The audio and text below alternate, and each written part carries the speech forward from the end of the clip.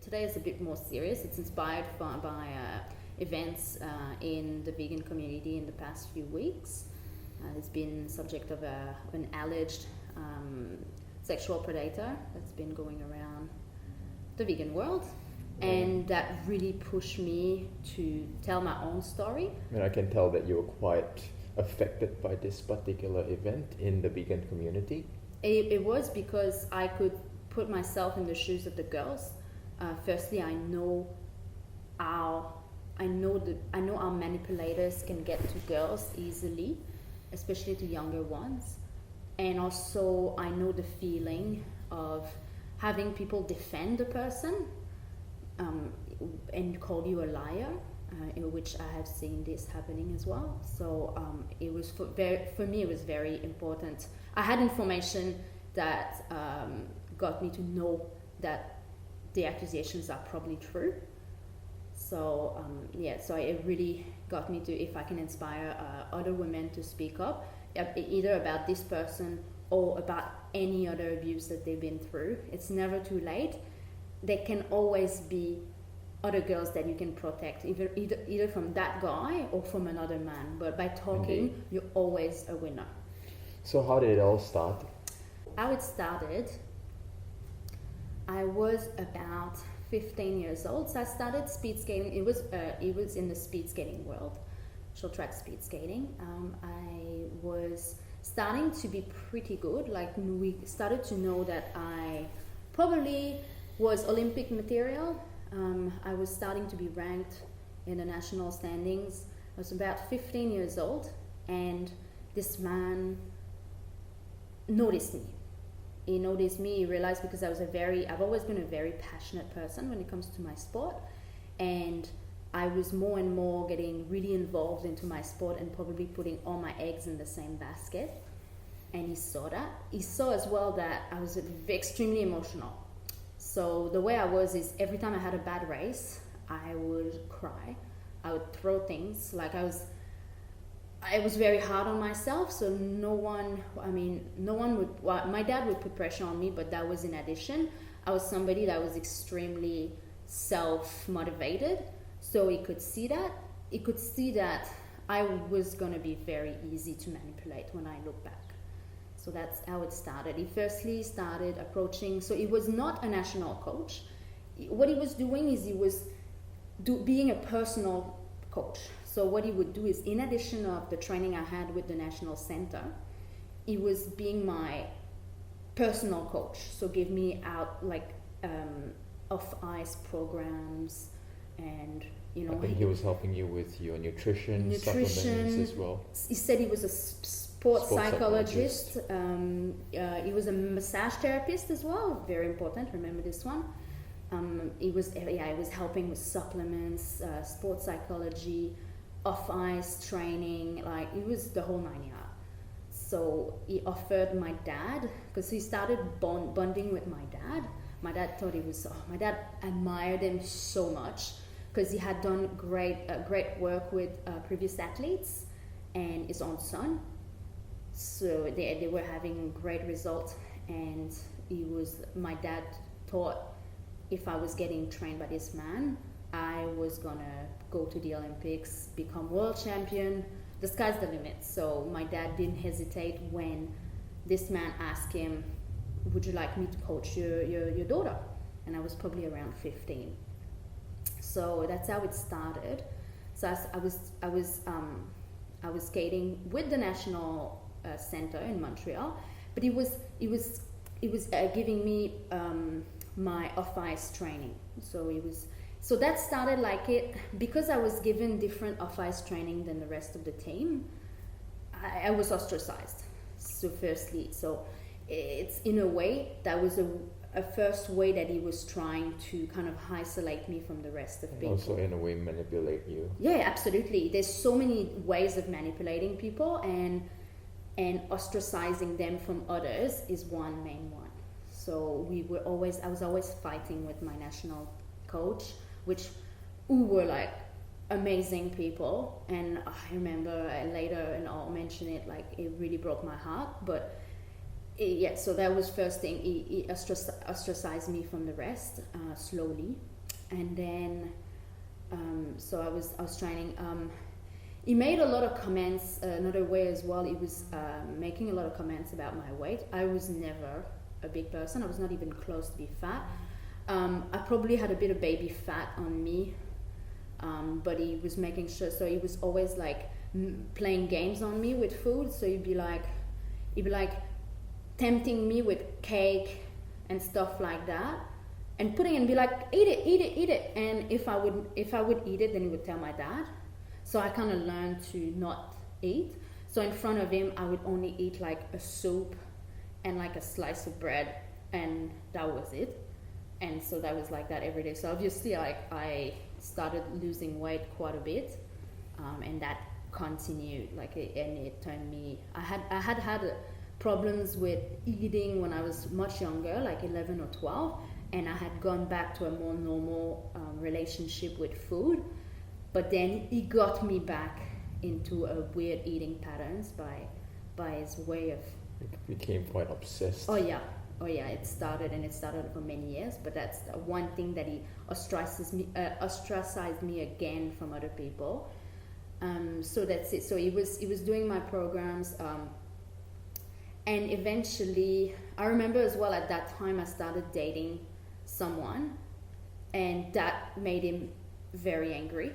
At the beginning, he said like, you cannot concentrate on your sport if you're dating. I was like 17 years old, and so he was trying to get my dad to refuse. He was trying to get my dad to not allow me to have a boyfriend, and he was scheming with them so they could try. And so it was really messed up. He was trying to make me believe that my boyfriend was hitting on them as well, just so I would get jealous and I would leave him.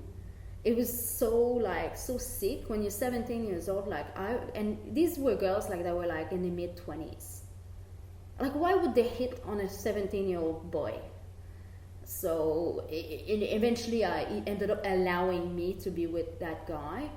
And that relationship lasted for more than a year. But so that's one thing that he always wanted to, another way that he wanted to keep me for himself.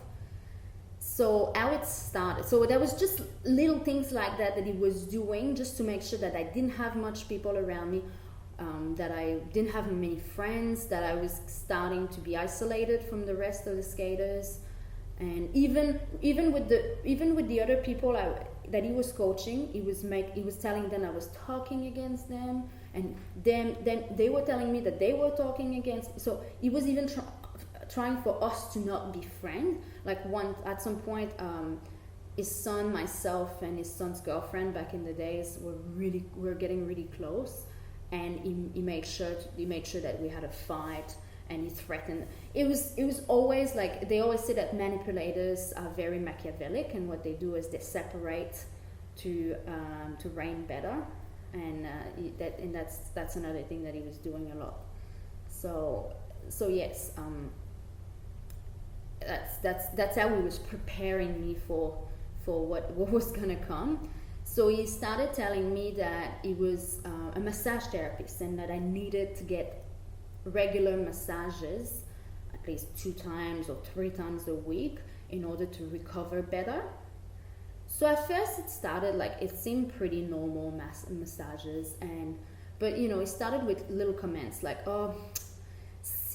this girl I was massaging and she was wearing her underwear, like, oh, what a prude, and so he was trying to first get me to not wear my underwear when he was massaging me, and then it was slow, and then it's not comfortable if I have a towel over you, so one by one he would and then he would start ask me questions with that, if I was, what my boyfriend and I were doing. He wanted to know, like, oh, do you guys like, are you guys having sex and blah blah blah, and it was just like, so it was like as if we were like friends. And then he was telling me stories about him and other women, and that man was married with 2 children, and constantly, firstly he was telling me about women he slept with while he was married.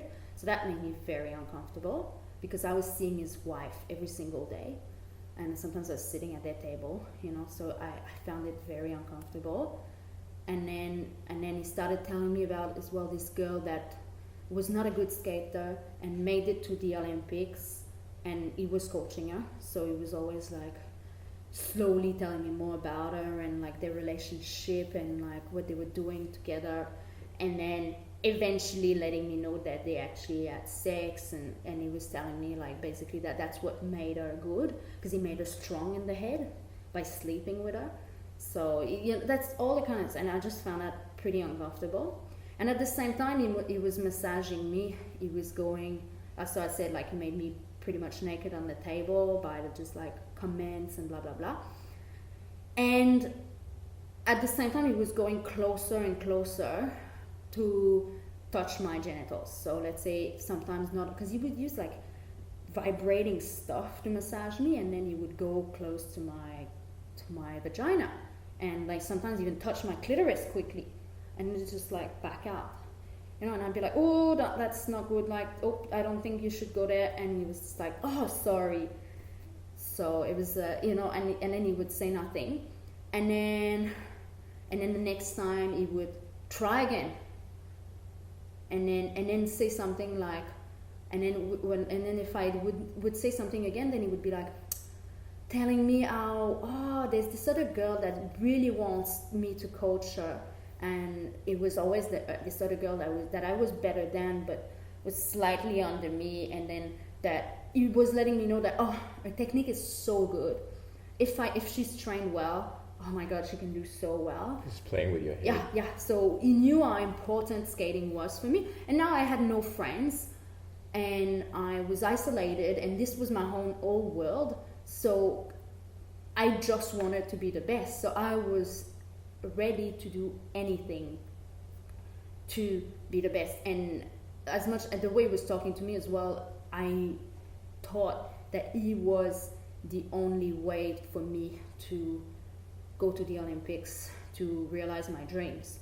So basically what he was telling me is that if you don't do that, if you don't let me touch your clit, or he had a foot fetish as well, so another thing he was doing is sometimes putting his toes in my mouth and sucking them, and I was just like, ooh, not comfortable with that. And then he was just like, well, this girl has told me about that she really wants me to coach her, and so he was basically telling me, in other words, if you don't let me do that to you, I'm gonna coach that girl. So after a few times I would let him, and we're talking about, I was 17 years old, just to say.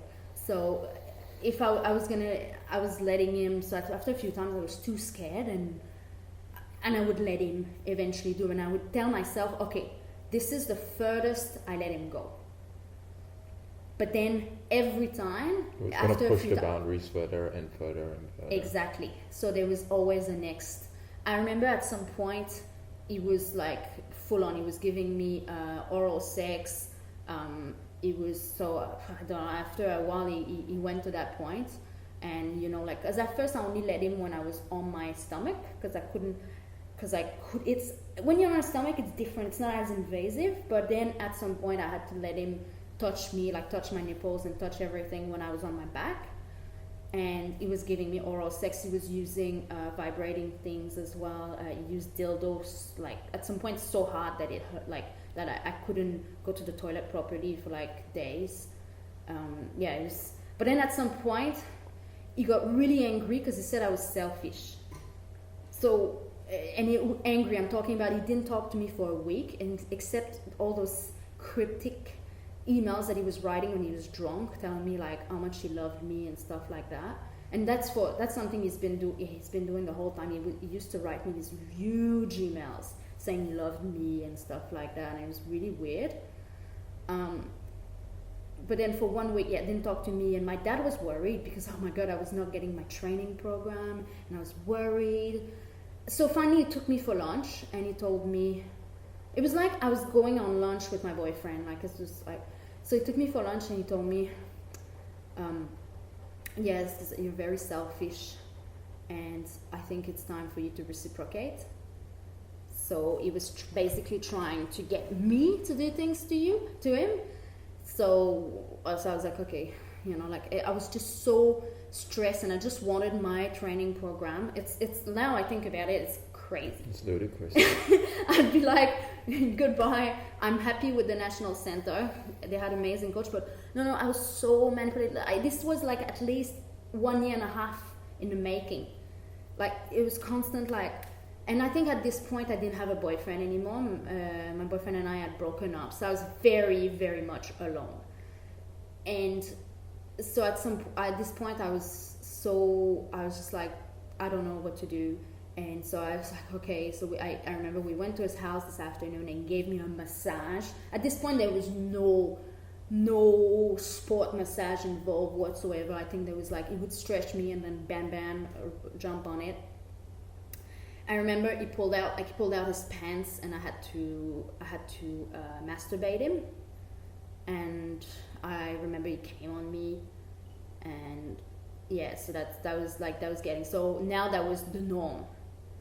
So he was giving, and I had to give him back. So I had to like masturbate him. And I remember and that's really coming towards the end, because I was getting really stressed out, like it was getting crazy. And at the same time as well, my mom was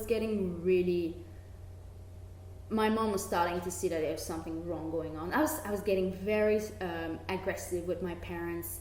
My dad was very good friend with this man, so they were spending a lot of time. He would pick me up. Sometimes I would get a massage, and then my dad would pick me up. So I had to I was going for a shower. I couldn't see and then I had to sit in the car and do as if nothing happened, And so yeah, my dad was spending a lot of time, and I don't think my dad was so blinded that he didn't see it, and I do not blame him. But my mom was starting to have some doubt, and I'm skipping a lot of details in there. So there's been so many ways as well that he manipulated my family. He at some point he said that my mom was coming on to him, and that he even told people that he had a relationship with my mom, which I know 99.9% is not true.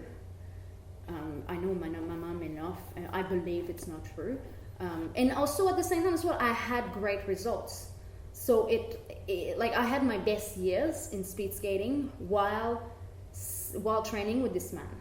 So it was very difficult. But yeah, at some point my mom and her friend was starting to be very wary, and they would take me out for dinner and try and get information out of me, and I was just suspicious of what was going on. Yeah, but they didn't know. And then I remember at the last few times that he gave me massages, he tried to penetrate me, and I never let him. Like I just was like, this cannot happen. I just did not want to have sex with him. Like it was just so bad. Like, and he was telling me that he had a vasectomy, so like we could do it without a condom and blah blah blah. And I was just like, oh god, like I'm clean. I'm sure you're clean as well, you know. And he was really trying, and a few times he put all his weight on me and kept me from moving, and really tried to force himself into me. But I was like crying, and he was getting, but then I think he would accept it because there was people around. So if I would have screamed, he would probably have been very. And I think he knew I was probably able to scream, so he didn't try too hard, but many times he put all his weight, and he was a big man. He was probably like 250 pounds at least, so we're talking about... And you were like 50? No, not 50 kilos. In pounds, I was probably 105 pounds max back then. I was pretty small. Yeah, I was pretty small. Yeah, he was about twice my weight, really putting all his weight on me. And so at some point I got really pissed. I remember the last time when I decided I need to get out of this.